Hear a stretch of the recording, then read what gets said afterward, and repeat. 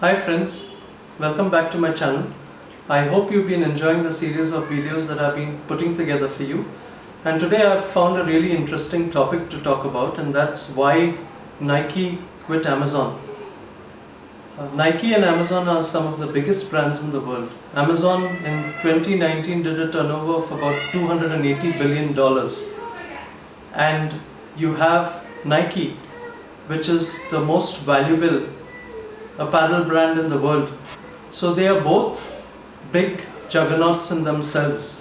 Amazon being an aggregator of various products across various categories, multiple brands selling online to the marketplace.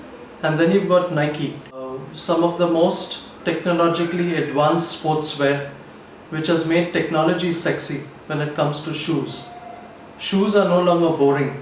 You really want to have a sneaker that comes out by Nike. And what was a better way to collaborate than to have Nike on the world's largest platform in terms of coverage, in terms of reach. And that is the reason why Nike first decided to enter Amazon. They thought, let us get into Amazon, let's get a wider reach, let's get a wider audience. But there was a rider to this. And do you know what it was? Watch out to find more. So it's no coincidence today that I'm actually wearing a Ed Hardy t-shirt. And if you remember Ed Hardy, in the heights of its success, Donald Ed Hardy was a tattoo guy who basically imprinted his designs on t-shirts. At the height of his popularity, in 2009, Ed Hardy did as much as $700 billion in terms of sales. And is there anything known as overexposure? Because that's exactly what killed Ed Hardy. I used to live in Dubai around that period, and if you went to some of these markets in Karama, you would see loads of Ed Hardy all over the place. Basically fakes.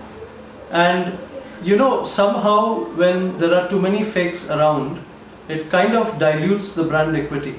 Yes, when people start copying you, it means that you've made it, you're successful, and that is why people are copying you. And then it becomes very difficult to differentiate between the real thing and the fake. And somehow that's what actually killed Ed Hardy. Overexposure. You look at a lot of fake goods entering the market, and then you suddenly have a brand that was very hot and was a trend that has completely died down. So now let's put it into the Nike context. The real reason why Nike entered Amazon was not because they wanted a wider marketplace, they wanted a wider audience. The real reason why Nike entered Amazon was to put a stop to the fake goods. The funny thing was that Nike was never listed on Amazon for many years in the past. And still Nike was in the top brands in terms of sales on Amazon. And how did that happen? There is a very unspoken world of grey market that exists when it comes to popular brands. And so you've got distributors, for example, who buy a lot of products more than their market needs, and then they try and push that into other regions where they are not authorized to distribute at very low margins. And that is how some of the sellers get hold of these products.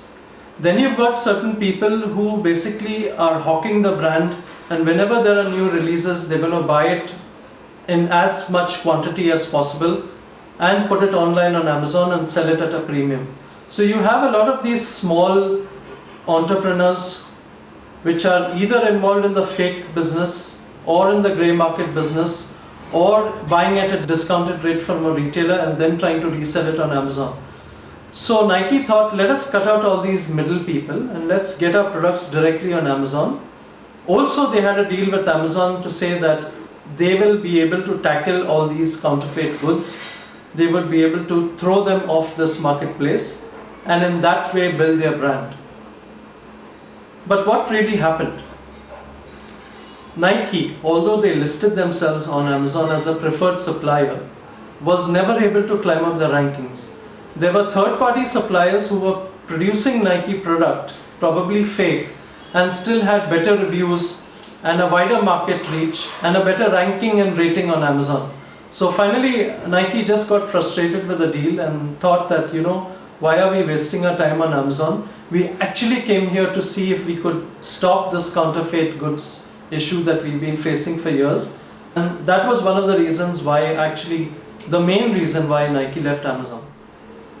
Another very important thing, if you've been watching my videos on why successful brands failed, I mentioned Toys R Us. And if you happen to see that video, one of the reasons that Toys R Us failed was because they could not compete on Amazon. And actually Toys R Us did not have a website of their own, so they said, let us come and list ourselves on Amazon and let's leverage Amazon's marketplace. And that was the biggest mistake they could make. I think Nike was smart enough to realize that Amazon would be learning more about the Nike business than Nike would be learning about Amazon. And I think it was a very smart decision for Nike to pull off the marketplace, protecting their brand equity. They set out there to stop the counterfeit goods, which they could not do. So they thought, let us protect our brand equity, let's get out from Amazon and let's leave when the going is good. They worked on their own app ecosystem. They thought, let's have a direct-to-consumer strategy that would be much better than selling on a third-party marketplace like Amazon. And that's how they've strengthened their brand, strengthened their focus. They've been very picky about who they would distribute the products to. And in that process, they have been able to build their brand equity. So I hope you enjoyed this video. I'm coming back with another video soon, and that one is going to be quite a shocker.